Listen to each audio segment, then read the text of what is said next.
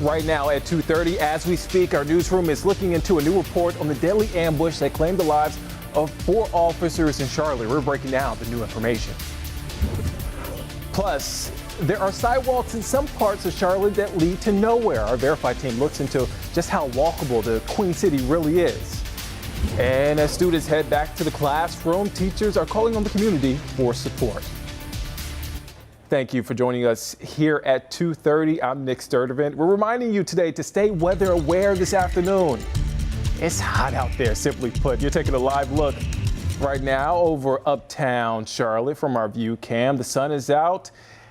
May want to take a break from the sun if you're out. And maybe if you have a time, a few minutes, if you're walking a dog or somewhere, you might want to just make a pit stop home. Meteorologist Brittany Van Voorhees joins us now, and I can hear you say, Nick, make sure you put on the sunscreen. Nick, wear light clothing. I could just hear you. I can hear you. You hear me saying it. Yeah. Also a good idea, right, to take breaks in the shade. I'm hot for a majority of reasons, not just this, but because so excited because Simone just won the all-around individual, watching it over in the Weather Center. But, I mean, it is going to be toasty today, so a perfect day to take breaks and not only watch our stream here on WCNC Charlotte, but, of course, the Olympics as well. As you're going to have a lot of time, you may want to head inside and at least spend some time indoors in the air conditioning. We have the heat advisory in effect until 7 o'clock, and then if you notice there, if you have the WCNC Charlotte mobile app, you might have gotten an alert really just minutes ago that we have another heat advisory on the way for tomorrow. And that's because heat index values are expected once again to get close to 105 degrees. Here's your current heat index values.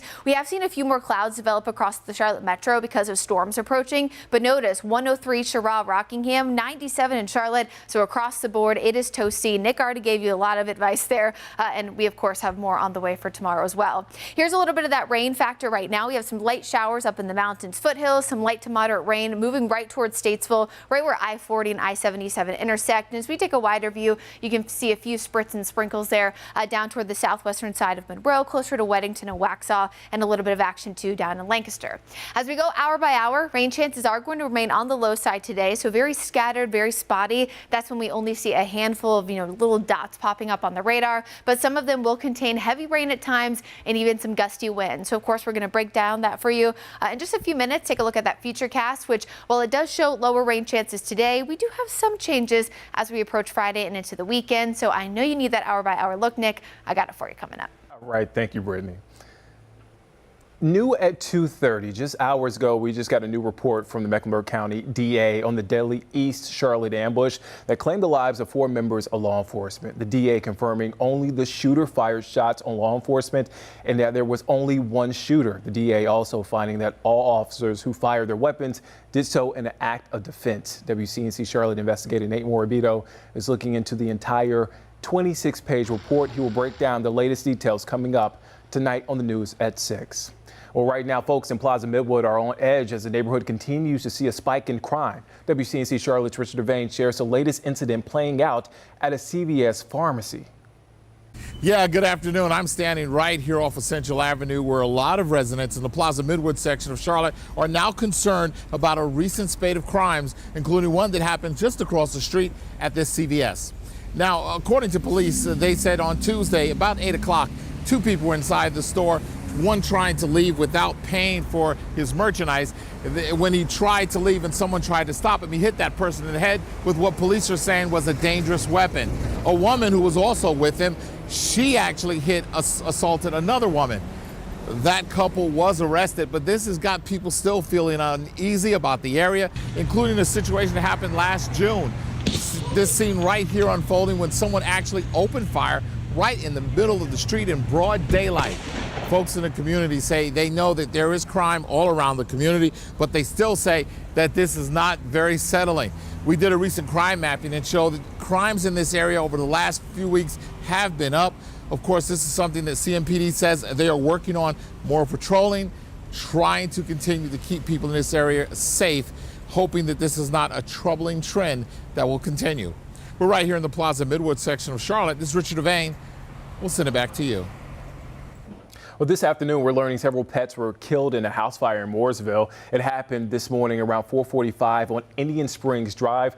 No people were inside. 2 firefighters were hurt, but they are expected to be okay. Investigators are looking into what started the fire.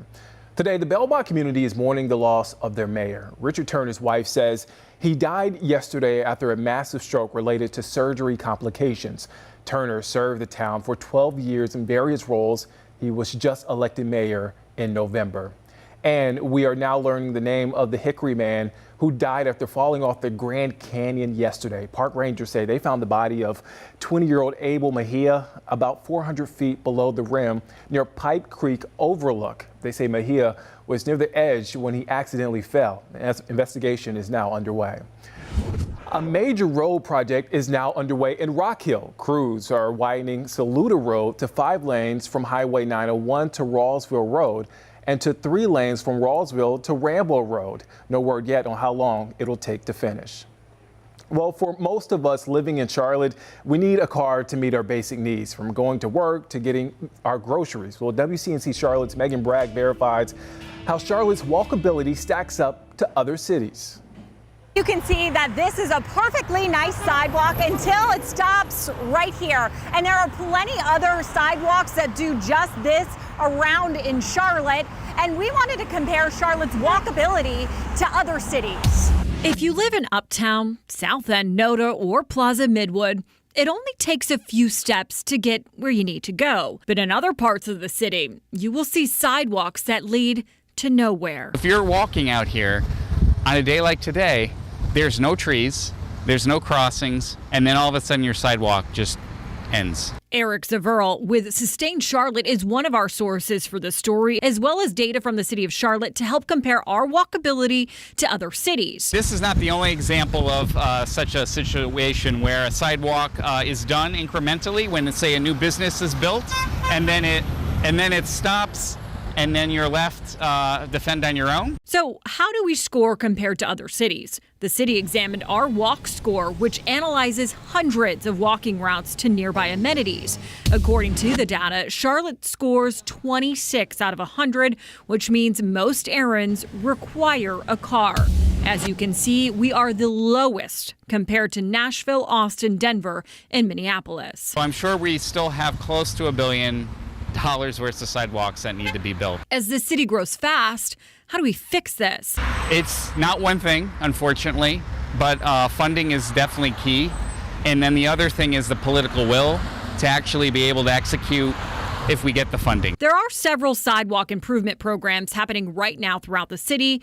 Zarel says the more planning of sidewalks and public transportation, the better for the community and less congestion on our roadways. With your Verify, I'm Megan Bragg. And if you have something you would like verified, let us know. You can email us at verify@wcnc.com. North Carolina's Medicaid program will now cover over-the-counter birth control pills at no additional cost. O-Pill will now be available without a prescription at more than 300 pharmacies statewide.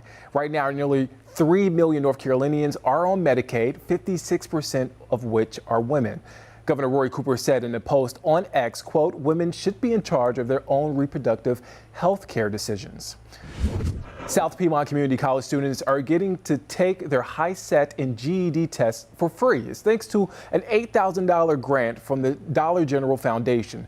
School officials say the grant helps remove a barrier that stands between students and their goals. A HiSET exam would usually cost about $78, and the GED is $104. Well, today, thousands of students in our area are back to school, while for others, the first day is right around the corner. But students aren't the only ones getting ready to head back to the classroom. Teachers are also preparing, but that comes at a price. The conversation around teacher pay has been a hot one. Classroom essentials often come out of teachers' pockets. WCNC Charlotte's Austin Walker spoke to educators who are asking the community for help. The equation of life. And really instilling a love for learning. I actually enjoy this. I actually enjoy interacting with students. Has led these two to a clear answer. Growing up, my family always told me, oh, you'd be a good teacher. Starting this year as teachers within CMS, they've been studying for the ultimate test. If you fail to plan, you plan to fail. Well, I have a lot of trainings. How to be the best they can be for their students. But they say this study guide failed to mention I didn't know about it either. that preparation comes at a price. For the most part, the things you find inside a classroom, from supplies to organization methods, it comes out of their pockets. My theme is like a jungle theme. I want them to be little explorers, like exploring math. So in response, they launched a GoFundMe, asking the community for help because they say Amazon wish lists add up quick. So these whiteouts are $7. This first aid kit is $21. That's 25, 8, 13. It's a common denominator among the profession. Subtraction from my bank account for sure. It doesn't take the smartest student to find X in this problem. At least 300, 350 at least. Do you have that money? No. Hoping it gets worked out in the end. I'm trying to get as much family and friend support as I can to fund my classroom. Finding that solution. Well, today is the last day to register your CMS student for transportation if they plan to ride the bus this school year. Registration closes tonight at 6. The district says at least 75,000 students have registered so far. That's up 6,000 from this time last year. You can find a link to register on the CMS website by clicking the buses link on the homepage. Well, a heads up for parents looking to save on school supplies. South Carolina's tax-free weekend kicks off tomorrow through Sunday. You can buy items like computers, pencil, notebooks, and clothing, all without paying sales tax, both online and in stores. Last year, shoppers in the Palmetto State spent more than $30 million during tax-free weekend. Well, it's another day to stay weather aware. So I got to bring in my friend, meteorologist Brittany Van Voorhees. And Brittany, can folks expect some relief outside? Not for the next few days, Nick. In fact, I wore blue really to just try to get us to cool down a little bit, which we will as we approach the weekend, but it's not going to be much. In fact, both today and tomorrow are days to stay weather aware because of those heat index values potentially getting close to 105 for most of the Charlotte metro area and south. Today we have a heat advisory, and if you have the WCNC Charlotte mobile app, you might have gotten an alert really about 20 minutes or so ago that we do have another heat advisory issued for tomorrow. So all these tips, right? Stay cool, take those breaks in the air conditioning, seek shade if you're outside, and of course stay hydrated. Biggest thing too is knowing, of course, the difference between heat stroke and heat exhaustion, of course the confusion, the unconsciousness, and then eventually the hot, kind of dry skin. Those are some of the big signs there of heat stroke. Of course, dizziness, thirst, and heavy sweating, and nausea just as bad. So knowing the difference though is really knowing the difference between heat exhaustion, which is severe, but heat stroke, which is a medical emergency. We have more on the breakdown of differences over on our WCNC Charlotte mobile app, as well as our website, WCNC.com, if you would like a full list. Now, it's today and tomorrow that really see the highest heat index values before, again, we eventually go down a little bit as we approach the weekend and early next week. Temperature-wise, we'll be in the 90s still, but the feels like numbers will be a little bit closer to typical for July and early August standards, which is mainly in the upper 90s to lower 100s. Now, storms over the next few days, anytime we see heat and humidity, we have the potential for not only some really heavy rain, gusty winds, but even some low and severe storms. So the next 3 days, we have a low chance. The biggest impact, as it almost always is here in the Carolinas, is gusty winds that could even topple some trees, especially based on the fact that we've seen a lot of rain lately. Our drought monitor, that looked a little bit better because of the recent rain, but I know many of you probably have saturated grounds. Just know that anytime you have winds around 40 to 50 miles per hour, even if they're not at severe status, when that ground is already saturated, oftentimes those trees can come down a little bit quicker. So this is kind of the time frame where you might want to consider looking at your yard. Of course, as we see more storms heading into August and September. Here's off our radar right now. Mostly just light to moderate rain here moving through Statesville there and Iredell County, right where I-77 and I-40 meet. We have a few pop-up storms now developing in western parts there of Caldwell County and a little bit further south in southern Union and down toward Lancaster. So the storms are few and far between. That's what will remain for the rest of today. But tomorrow could see some heavier rain, some gusty wind, and maybe even a little bit earlier. Here's 2 o'clock for the mountains and foothills. Notice approaching the Piedmont after 5. So this will impact your evening commute tomorrow. So it's not just the heat and humidity. Storms are kind of a number 2. That moves through by Friday afternoon and evening. But then look, on Saturday, we once again will see pop-up showers and storms, this time mainly after 2 o'clock, but actually mainly along in southeast of Charlotte. So it starts tomorrow in the mountains and foothills, but on Saturday it'll be a little bit later on in the day and a little bit further to our south and southeast. But again, heavy rain, gusty winds, the primary impact from these storms. So kind of a 1-2 punch, right, with the heat and storms over the next few days. So just be aware of that, especially Thursday and Friday. In the tropics, we have an update here now, a high chance of seeing Debbie over the next 7 days. Consistently seeing some models track a little bit further west, so it does look more likely like this system will go into the Gulf of Mexico. Maybe not the best news for the Gulf states, but a track further west indicates a weaker storm so far, so that's always good news as we look ahead. Here's your Guy Roofing 7-day forecast. I'm keeping today on there so you, of course, can remember to stay weather aware. We have that risk again for heat stroke, heat exhaustion again on Friday, and then we're a little bit lower Saturday, but still feeling like the triple digits, so a good idea to stay weather aware there. And then as we hit Sunday, that's the day, Nick, that you'll be so happy to see a heat index of 99 instead of 105. Oh, I can't wait. All right, thank you, Brittany. And as Brittany mentioned, we are in another heat wave, and Mecklenburg County is opening up several cooling centers. You can head to Roof Above Day and Block Love Charlotte's Day Services Centers. They'll be open today and tomorrow. You can find those locations on our website, WCNC.com. Well, WCNC is following a busy day for the Carolina Panthers. Tonight, our Ashley Shoreline is in Clemson for Fan Fest, while Sports Director Nick Carboni is in Canton, Ohio, as Panthers legend Julius Peppers is inducted into the Pro Football Hall of Fame. Be sure to tune in for live coverage from both big events starting tonight at 6.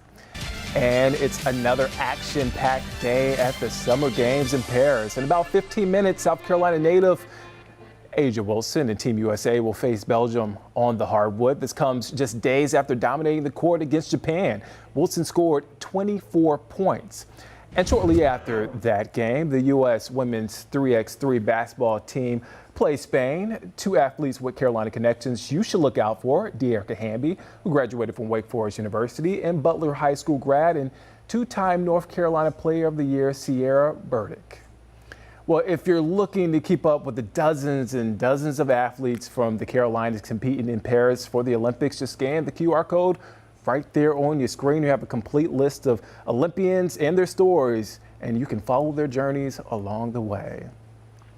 Well, meantime, a Turkish Olympian is gaining internet fame for his seemingly chill attitude while shooting his way to a silver medal in the pistol event. Brittany. You would be chill too. I would be too. Yeah, I would be a lot like this guy. Yeah, 100%. Have you seen these photos? I have not. Can we? Yeah, there you go. Well, these photos, you haven't seen them. I have not. You have, okay. Well, these are photos of Yusuf D-Kick.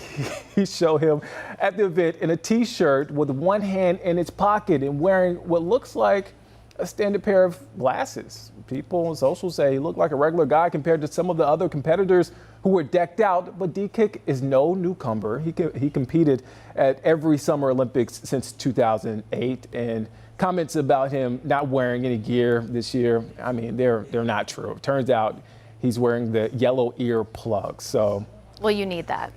Shout out to him. He's cool, calm. I'm glad you think I would be cool. I was being facetious, but it's fine. I'm just saying the earplugs, I feel like that's like the most important part because it's loud. And the glasses too, right? Well, I mean, he wears. Oh yeah, because you don't want the popping back in your face. What Olympic sport would you be chill at? I mean, I always say swimming just because I was a swimmer in high school and I went to regionals and all that, but it's for the 100 butterfly, which is one of the hardest strokes in my opinion. And so. Sounds stressful.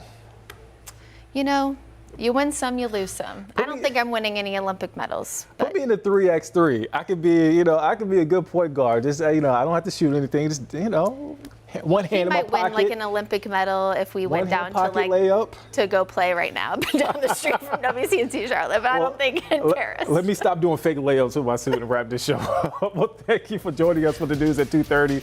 You can find these stories and more on our website and on the WCNC mobile app. We'll be back with more of today's top headlines at 6 on WCNC Charlotte. Have a great afternoon, everyone.